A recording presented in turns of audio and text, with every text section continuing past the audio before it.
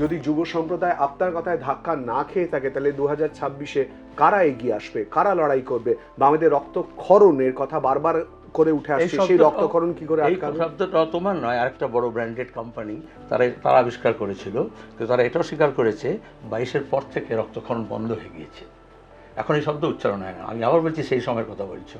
এই সময় রক্ত সঞ্চয় হচ্ছে, রক্ত সঞ্চালিত হচ্ছে, রক্ত দান হচ্ছে। কিসের ভিত্তিতে? কিছু কিছু রক্ত চুরি হচ্ছে, কারণ হতো তাহলে হতো না। কিসের ভিত্তিতে রক্ত সঞ্চয় হচ্ছে, রক্ত দানের কথা বলছে? আন্দোলনের মধ্য দিয়ে, সংগ্রামের মধ্য দিয়ে, ডেডিকেশনের মধ্য দিয়ে, আত্মত্যাগের স্পৃহা দিয়ে। এবং যারা মনে করছে এই 15 বছর আমাদের রাজ্যের সর্বনাশ হয়েছে, আমরা সর্বনাশের কিনারায় এসে পৌঁছেছি। এই যে তুমি পেছনে ট্রাম লাগিয়ে রেখেছো না, সেই ট্রাম ডিপোগুলো বিক্রি হয়ে যাচ্ছে, ট্রাম লাইনও উঠে যাচ্ছে, ট্রামও বেজে যাচ্ছে।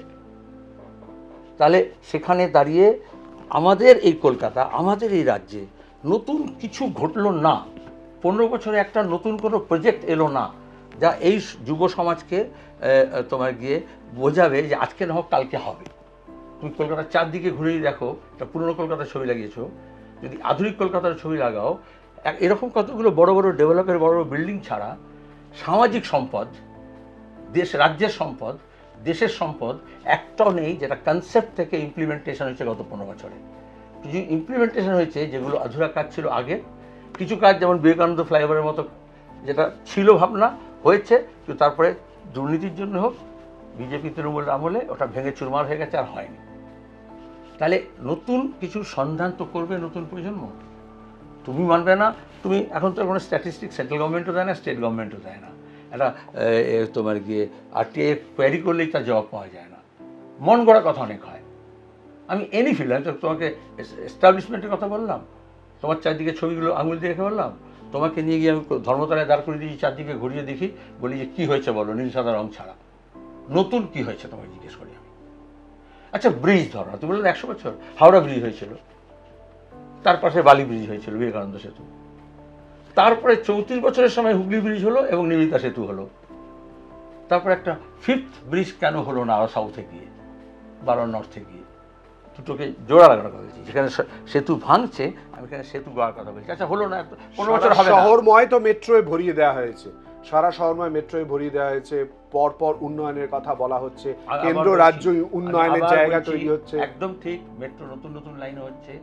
কোন মেট্রো প্রজেক্টটা গত 15 বছরে দাবি করা হয়েছে, কনসিভ করা হয়েছে, প্ল্যান করা হয়েছে, ডিপিআর করা হয়েছে এবং ইমপ্লিমেন্টেশন হয়েছে, এই সবই হচ্ছে অনগোয়িং প্রজেক্ট। তৎকালীন রেলমন্ত্রী মমতা বন্দ্যোপাধ্যায় তিনি করেছিলেন বলে তো 15 বছর আগে চলে গেলে, তাহলে তুমি 15 বছর আগে চলে গেলে, আমি 15 বছরের কথা বললাম, এবার বুঝলে তুই 15 বছর নিয়ে আসছিস। আমিও 34 বছরের প্রসঙ্গে জানতে চাইছি। না, তৎকালীন রেলমন্ত্রী একদম ঠিক, সেটা 2011 আগে তোমার জানা উচিত। আমি এমনি বলিনি, আমি আরবান ডেভেলপমেন্টের পার্লামেন্টারি স্ট্যান্ডিং কমিটির চেয়ারম্যান ছিলাম। একটাও আরবান ডেভেলপমেন্টের প্ল্যান একটা বলো 2011 পরে কনসিভ করা হয়েছে, শিলান্যাস আমি বলছি না, টিপিআর হয়েছে বা ইমপ্লিমেন্টেশন হয়েছে। এখন হবে না, এগুলো 20 বছর লাগে, 25 বছর লাগে, ভাবনা লাগে। এই যে বেহালা থেকে মেট্রো হচ্ছে, তোমার গিয়ে এখানে এখনও চলছে, আমাদের দেশে একটা টাইম ওভাররান হয়, কিন্তু এটা 25 বছর আগে ভাবনা ছিল। ইস্ট ওয়েস্ট মেট্রো, এটা তো শিলান্যাস হয়েছে 20 বছর আগে।